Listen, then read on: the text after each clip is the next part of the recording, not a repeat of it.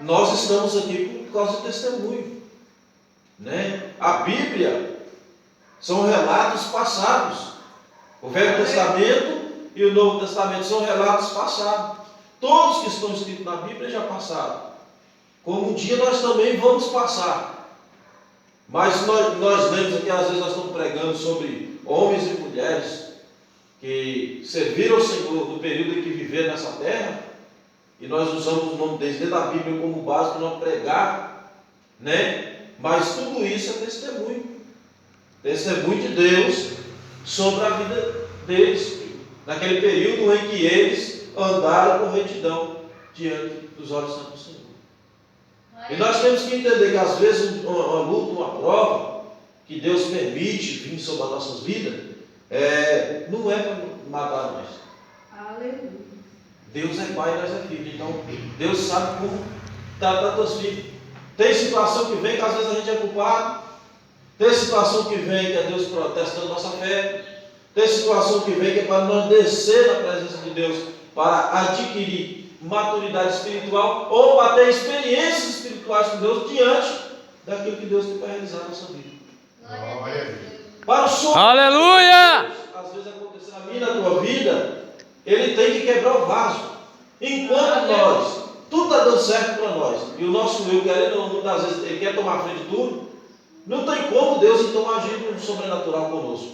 Então muitas vezes Deus vai quebrar o nosso eu. Deus vai permitir situações em que vai mexer com o nosso psicológico, em que vai abalar nossa estrutura material, para que no mundo espiritual Deus venha entrar e nós venhamos entender o propósito e saber, né, discernir quando Deus fala conosco e nós passar a ouvir então a voz do Senhor, é nosso Deus. Continuando aqui, pela fé nós entendemos que o mundo, pela palavra de Deus, foram criados de maneira que aquilo que se vê não foi feito do que é aparente. Aí dentro desse Hebreus 11, a gente vai observar aqui o escritor relatando várias pessoas, né, que serviram o Senhor e que foram pessoas de fé. Aí aqui no verso 4, vai nos dizer que pela fé Abel ofereceu a Deus maior sacrifício do que Caim, pelo qual alcançou testemunho de que era justo, dando Deus testemunho dos seus dons, e por ela, depois de morto, ainda fala. Glória a Deus! Através Aleluia!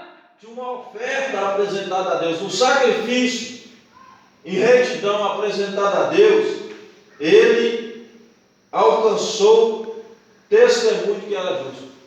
O próprio Senhor reconheceu ele como uma pessoa justa diante dos seus olhos e diante daquelas pessoas naquela época, louvado seja Deus, em que ele vivera, né? Por que ele se tornou justo?